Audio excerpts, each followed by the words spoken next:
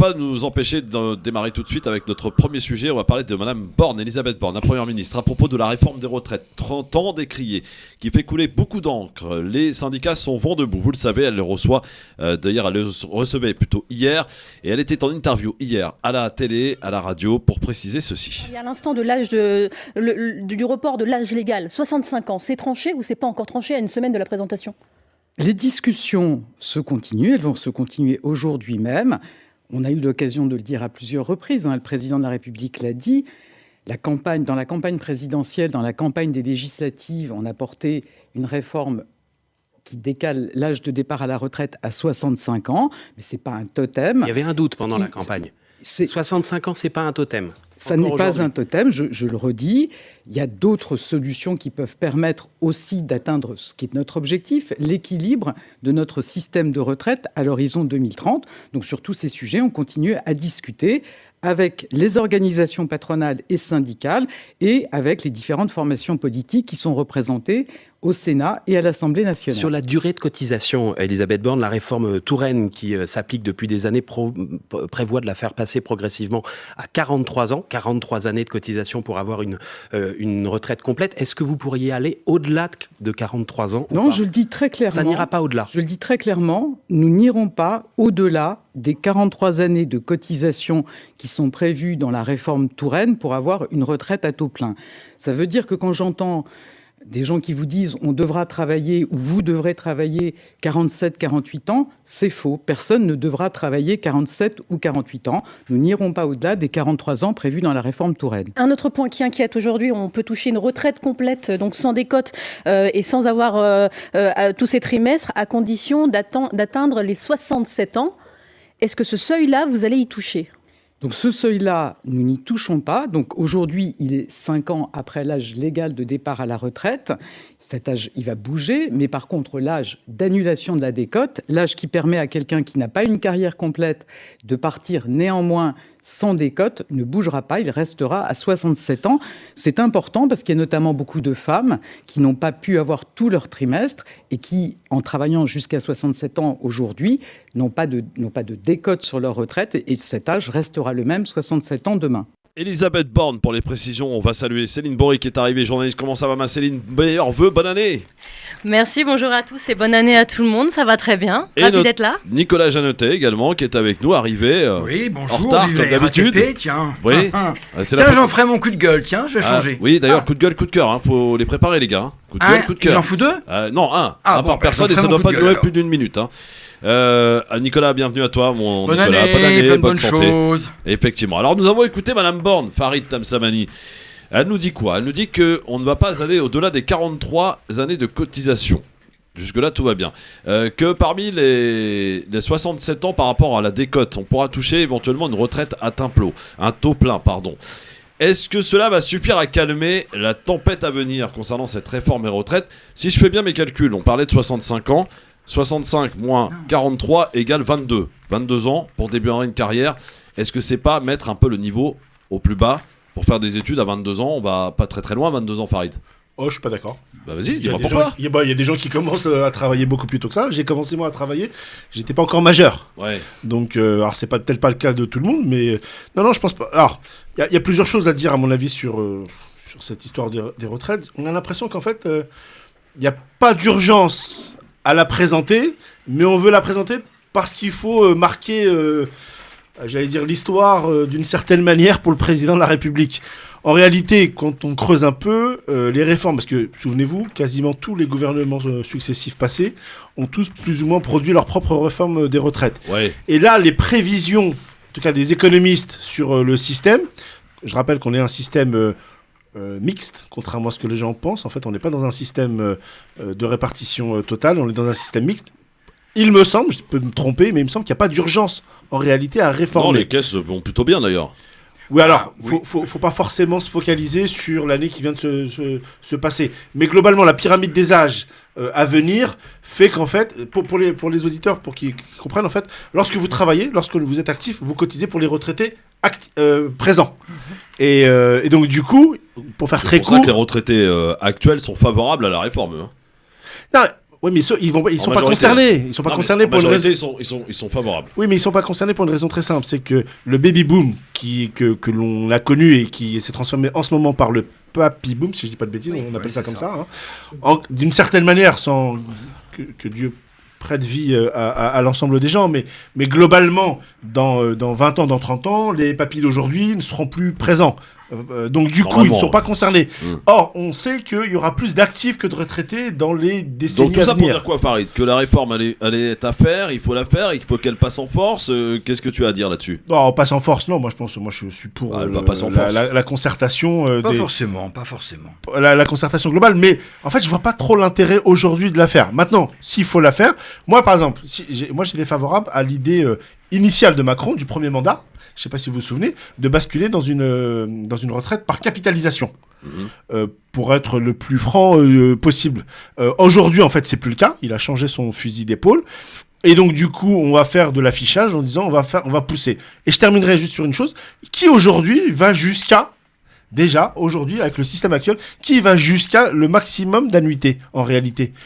Une partie des cadres seulement, une partie des gens qui ont la santé, qui ont les moyens parce qu'ils ont des métiers, des belles carrières, mais les gens qui ont commencé très tôt ou les gens qui sont dans la difficulté, la pénibilité, manuelle. Moi, je vais parler de ma propre maman. Ouais. Ma mère, en fait, elle a jamais travaillé jusqu'à l'âge maximum de sa retraite pour une raison très simple, c'est qu'elle était en invalidité quelques années avant.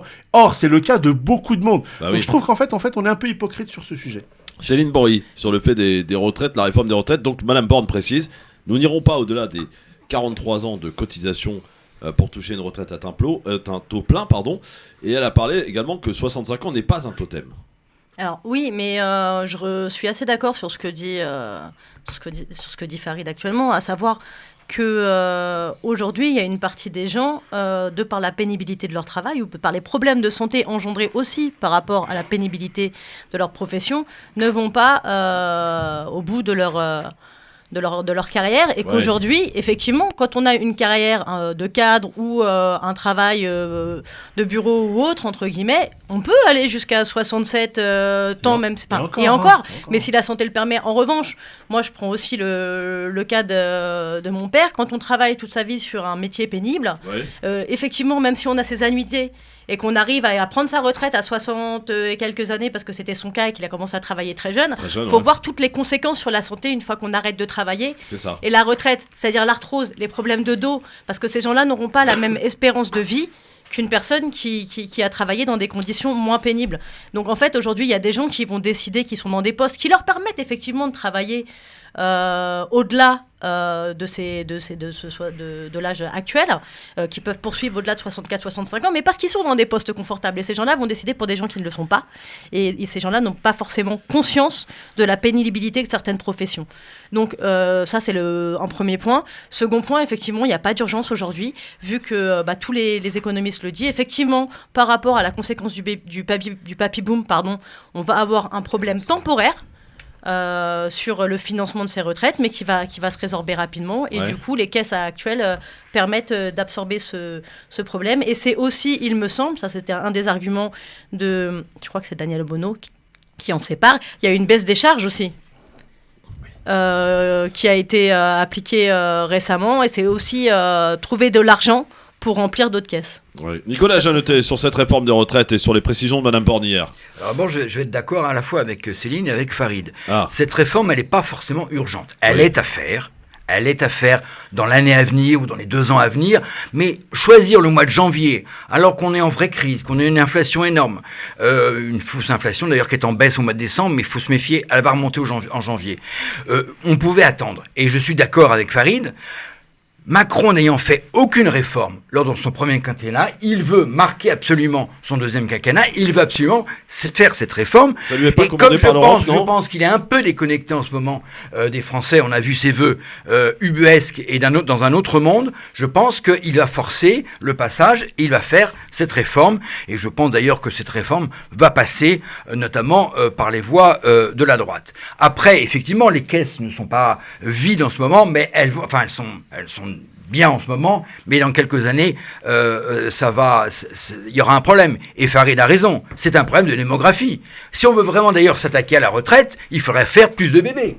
Le problème, il est là. Il faudrait faire plus d'enfants. Donc déjà, le problème, il est là. Bon, maintenant, après 43 annuités, il faut surtout, et effectivement, elle a raison, il ne faut plus parler de la fin de l'âge de la retraite. Enfin, aujourd'hui, l'âge légal est de 62 ans, mais il est de 65 pour certains, il est même de 57 pour d'autres. Donc, parler d'un âge... Et les régimes spéciaux, il faut en terminer avec ça, peut-être ? Non, alors, je pense qu'il faut en terminer pour certains. Le gouvernement a assuré que certains régimes ne changeront pas. Les régimes spéciaux, par exemple, pour l'opéra ou pour le théâtre, qui vont rester à 40 ans. Le régime de la SNCF, qui a priori devrait du régime rester. de retraite des ministres qui peuvent... Non, mais ça, il doit changer. Et puis, celui des gens qui travaillent dans la marine, notamment, doivent...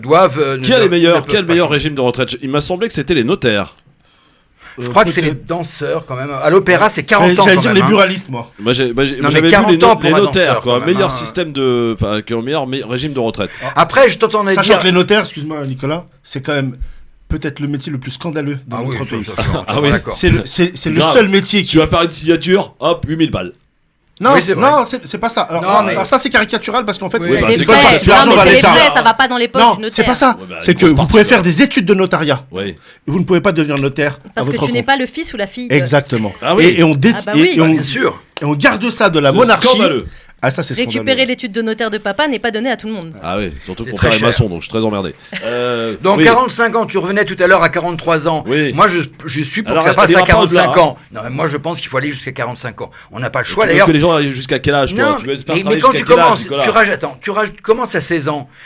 Si tu rajoutes 45, ça fait 61 ans. Qui commence à 16 ans ? Qui commence à 16 ans aujourd'hui, Nicolas ? Ceux qui sont en apprentissage. Oui, mais donc d'accord. aujourd'hui, il a commencé à être favorable à une société d'apprentissage. C'est ça. Parce qu'il faut de la main-d'œuvre. C'est là le débat de la réforme du lycée pro. Mais c'est en cours. Oui, mais les gens qui sont pour cette réforme ne mettent souvent pas leurs enfants au lycée pro parce que leurs enfants à eux vont dans des meilleures études, dans des filières. Non, mais un étudiant qui commence à 22 ans, ça veut dire qu'il finit à 67 ans. 67 ans. D'accord, mais à 22 ans, tu fais quoi comme études, Nicolas ? Sois sérieux, tu fais pas grand-chose.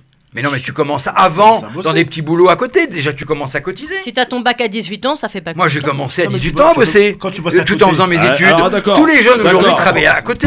Fais première année de médecine, tu peux pas bosser en même temps, c'est pas possible. Première année de médecine. Ah bah oui, par exemple. On sait qu'on en a beaucoup de besoins en ce moment. Oui, mais de toute façon, les médecins peuvent aussi pratiquer pour beaucoup. Rares sont ceux qui s'arrêtent à 64 ans, les médecins. Ah bah il y en a plein qui. Alors Christophe, c'est ce que je te dis. Alors attention, si on continue, il faut aider les seniors ensuite à continuer leur retraite tout en travaillant. Et là, il faut des nouvelles lois qui permettent aux entreprises de permettre de les employer et puis surtout qu'ils puissent cotiser plus facilement quand ils travaillent. Il faut vraiment travailler par secteur et il faut vraiment prendre en compte, et c'est là qu'on attend vraiment des mesures concrètes sur la pénibilité. La pénibilité. Le curseur, on le met où ? Voilà. Il faut rejoindre là, à mon avis, la CFDT, qui est la meilleure proposition, qui est de négocier par branche, une négociation obligatoire par branche. Parce que les gens au bureau, ils peuvent continuer à travailler 70 ans. Regarde, t'as les journalistes, on part à 80 regarde notre dos à nous et notre dos à nous.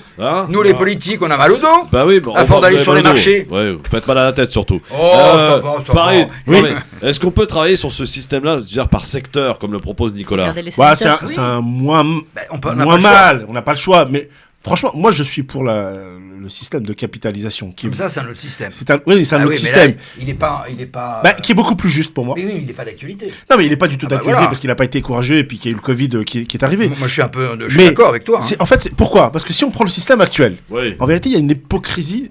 Le système actuel est composé de quoi ? De quoi ? Il est composé de trois bases. Il y a ce qu'on appelle la retraite de base, la retraite complémentaire, et ceux qui ont les moyens, en vérité, ils basculent. Ils ont une troisième retraite, ce qu'on appelle la capitalisation. Ou l'assurance vie. Ou l'assurance vie.